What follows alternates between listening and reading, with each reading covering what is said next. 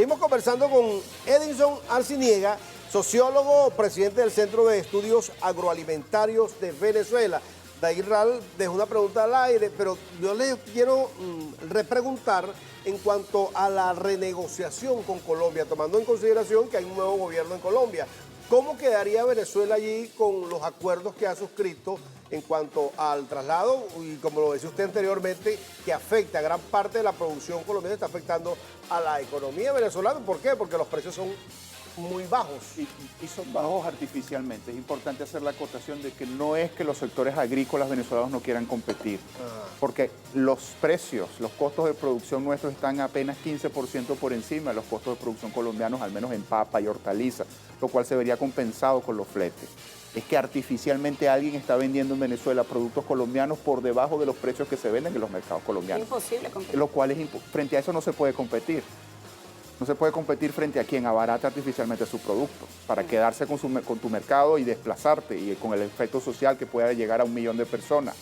Estuvimos en la asamblea, pero para responder tu pregunta, Venezuela tiene que renegociar los acuerdos y los esquemas de intercambio comercial que heredamos de la comunidad andina. Mientras Colombia tiene permisos de acuerdo a los tratados precedentes para exportar siempre hacia Venezuela productos frescos, Venezuela no tiene la misma condición hacia allá. Hace unos meses la papa venezolana estaba más barata que la papa colombiana y asomaron los productores un camión en el tacho y no lo dejaron pasar. Pero de este lado sí entran todos los productos de ellos al precio que quieran. Nos están haciendo dumping y esto va en contra de la ruta que ha trazado el Ejecutivo Nacional y el Estado venezolano en consenso de aumentar la producción interna. Porque si se te apoderan del mercado disminuye la producción y si disminuye la producción también disminuye el ritmo de crecimiento del PIB. Entonces, en este momento lo que requerimos es renegociar las condiciones con Colombia, formalizar el intercambio comercial, lograr que los productos colombianos pasen legalmente, dejando atrás algunos esquemas de contingencia que tuvimos en el pasado, que pasen por la aduana, que paguen las tasas arancelarias, establecer los aranceles que corresponda para enfrentar competencia desleal y subsidios y avanzar también en un esquema de inversiones para mejorar la productividad interna. Fíjense, yo quiero leer este mensaje porque no es exactamente el sector agroalimentario, pero eso que nos relata Edinson ocurre en otros sectores. Entonces, alguien nos escribe y dice, esto está sucediendo, refiriendo al tema agroalimentario, está sucediendo con la ropa, el calzado. Dice, vemos con preocupación mercados populares llenos de mercancía colombiana a precios que son imposibles de competir, justamente lo que nos relata usted acá. Entonces, la gran pregunta es cuáles son esas medidas que se pueden tomar para respaldar la producción. Lo primero es hacer un análisis de las estructuras de costo nuestras y de las estructuras de costo de los vecinos.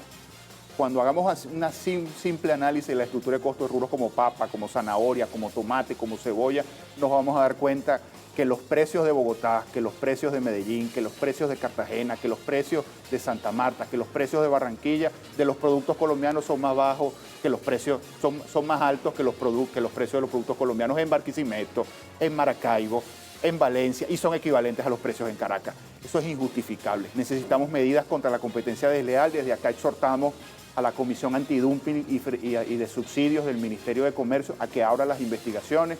De igual manera, exhortamos al Ministerio Público a la aplicación de la ley anticontrabando que está vigente. Exhortamos al Estado venezolano a defender la producción nacional, porque si no defendemos la producción nacional de esta agresión comercial, no vamos a tener crecimiento económico. Ahora, avanzamos porque hay varias cosas que queremos abordar. Nos quedó pendiente lo que ocurrió en el estado de Mérida. Extraordinario encuentro.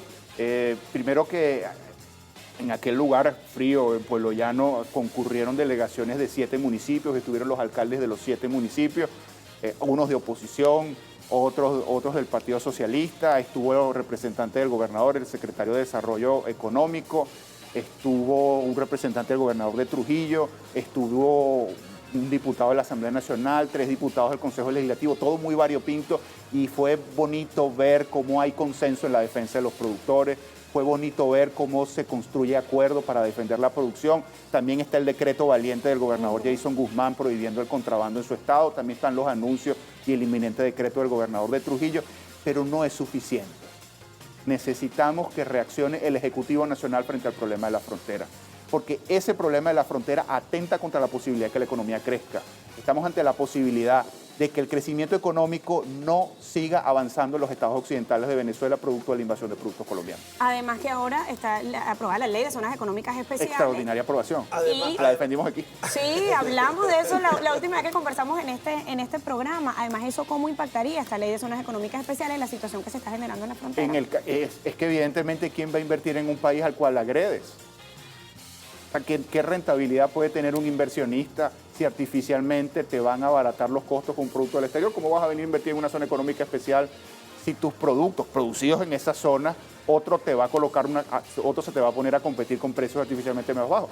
Eso tampoco ayuda a la inversión. Ahora, las zonas económicas especiales, al menos las 4 concebidas, son una tremenda oportunidad. Es una tremenda oportunidad el proyecto turístico en La Tortuga. Podríamos tener el nuevo Cancún, la nueva Riviera Maya. Allí la reactivación de la capacidad de intercambios y de atracción de turismo de Margarita como gran puerta del turismo masivo venezolano es una gran oportunidad. La reactivación de Paraguaná y sobre todo la gran zona económica especial de Puerto Cabello, que podría convertirse en un gran centro de procesamiento, igual que en La Guaira, de procesamiento, de ensamblado, de generación de productos terminados para la exportación. Eso son grandes oportunidades. Ahora, además de estas 5 zonas que fueron declaradas como en esta primera etapa, ¿qué otra zona ve usted con potencial para que yo diría que no veo en este momento la necesidad de sumar más zonas? Yo creo que hay que ir paso a paso. Uno de los lemas míos es un paso a la vez. Vamos a tratar de que esas se consoliden. Vamos a tratar de tener un piloto que mostrar. Y ese piloto que mostrar pasa por garantizar la seguridad jurídica a los inversores nacionales. Falta una política pública de repatriación de capitales que favorezca que los venezolanos traigan el dinero que tienen afuera. Falta una política antimafias, yo siempre lo digo, perviven esas mafias. Lo que te decía del Fondo Barimisawa, esa mafia hace pasar por campesinos una invasión cuando tú ves vacas bellas metidas ahí. Los campesinos pobres no tienen vacas bellas, lamentablemente. Yo quisiera que las tuvieran. Y le pido al Estado entonces que le ponga ojo a eso y que apoyen al presidente Lintis, que ha sido un tremendo trabajo. Ahora, ¿qué tipo de leyes, instrumentos legales considera usted se deben abordar, discutir en la Asamblea Nacional para toda la protección que requiere este sector? Bueno, el presidente acaba de anunciar una ley que sustituiría la vieja ley de precios justos, la ley de las garantías de los derechos socioeconómicos de los venezolanos. Creo que esa ley es la gran ley de los próximos meses, porque vendría a crear un esquema de garantía de los venezolanos al acceso a los bienes de mercado, sobre todo el alimento, que tiene 2 condiciones, es un derecho humano, pero también es un bien de mercado. ¿Qué novedades cree usted que debería tener ese nuevo instrumento legal? Fundamentalmente que en el caso del alimento contemple que el alimento tiene esas 2 cualidades, que es un derecho humano y por lo tanto tenemos que garantizar que todo el mundo coma, y que por el otro lado es un bien de mercado, y entonces ese derecho humano se garantiza a través del mercado y que debe haber rentabilidad en ese bien de mercado, que debe haber productividad. Hay un tema clave en este momento que creo que hay un rezago allí, que es en el apoyo a la mejora de la productividad del sector primario. Necesitamos más tecnología, necesitamos más crédito. En el caso de los sectores hortícolas necesitamos renovar la genética. Y uno de los problemitas que tenemos aquí es que la erosión genética del germoplasma, por ejemplo, de la papa, hace que tengamos menores rendimientos que nuestros competidores y por eso tenemos 15% más costos. Entonces, si mejoramos eso, imagínate, podríamos pasar de ser un país con la mitad del mercado ocupado por importaciones de hortalizas colombianas a ser un país exportador. Claro. En cuanto al rubro cárnico y el rubro... El más exitoso de los sectores agrícolas primarios venezolanos es la ganadería nacional. La ganadería nacional tiene, de acuerdo a las estimaciones del rebaño, capacidad de aportar 15 kilogramos per cápita por venezolano, podría crecer a 18 rápidamente, el consumo se está acercando a 12, el país va ahí más o menos bien. Y sobre todo apoyar a la industria avícola. El mundo camina hacia que el grueso de la proteína que las personas consumen sean pollo o productos de la industria avícola o del haba como el cerdo, y productos de la acuicultura como el pez, como los peces de estanque, y que la carne de res, que es un producto semitóxico, que los nutricionistas no recomiendan que se consuma más de 1 kilo al mes, vaya quedando como un producto de menor consumo. Ahora, Edison, bajo ese panorama, además de lo que hemos conversado, ¿cuáles son las proyecciones? ¿Qué le podemos decir al país? Los que están en sintonía, además muy atentos a este análisis, nos han escrito muchísimo por allí. Ahorita con esta conversación. Yo creo que vamos a tener algo de turbulencias en el mes de septiembre. ¿A qué llamamos turbulencia para...? ¿Qué tipo de turbulencia? turbulencia? Un vuelo es como un vuelo. Sí. Las cosas se van a mover un poco. entiendo que hay un crecimiento de las demandas de la población, inclusive las demandas laborales, lógico, pero lamentablemente hay que decirlo, no es que el Estado no quiera pagar. La verdad, si hacemos análisis, no tiene para pagar mucho más. Claro. Pero sí creo que a partir de octubre podríamos retomar las sendas de normalidad.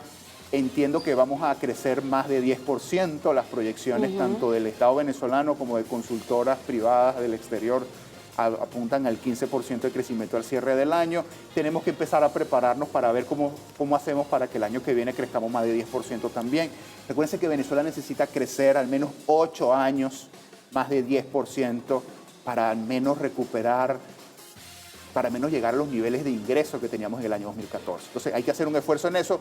¿Están las condiciones dadas para que eso? Están dadas las condiciones, hay una mejora en el entorno externo. Esa noticia de Siemens me ha alegrado el día y me alegrará la semana. Y a todos deberían felicitar. En el continente de los países con mayor crecimiento, Nosotros Venezuela. estamos de primero, pero también venimos de muy atrás. Hay que leer bien por qué crecemos tanto. Crecemos tanto porque caímos mucho. Y tenemos que hacer esfuerzos por sostener ese crecimiento. No debemos salir a festejar que crezcamos a esos niveles, porque nos falta mucho. Los venezolanos somos mucho de celebrar las cosas y dejar de hacer los esfuerzos. Hay que sostener la senda de esfuerzo. No es el momento de maximizar las expectativas, sino de maximizar el esfuerzo. No es el momento de pensar que puedo hacer Venezuela por mí, es una frase manida, sino de qué podemos hacer nosotros por Venezuela. Es el momento de pensar en la productividad. Los venezolanos somos muy trabajadores. Eso que es un tema para un próximo programa, pero somos muy improductivos.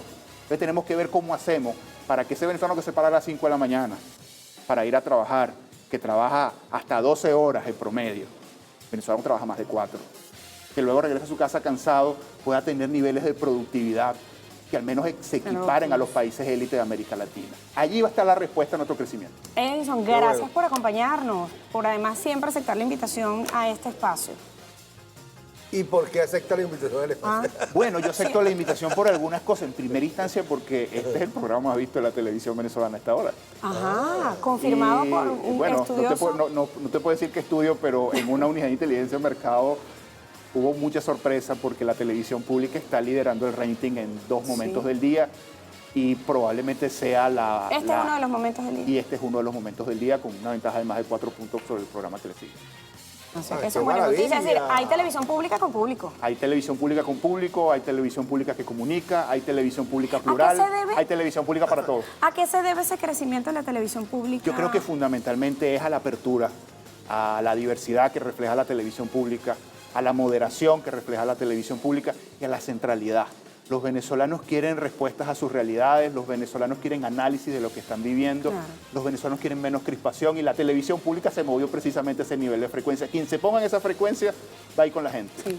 Qué bueno. Anota los puntos. Buenas noticias, Gracias, Venezuela. Qué Edison, por maravilla. acompañarnos. Gracias, Edison Edison. Arciniega es sociólogo y es presidente del Centro de Estudios Agroalimentarios de Venezuela. Nos despedimos en nombre de todo el equipo.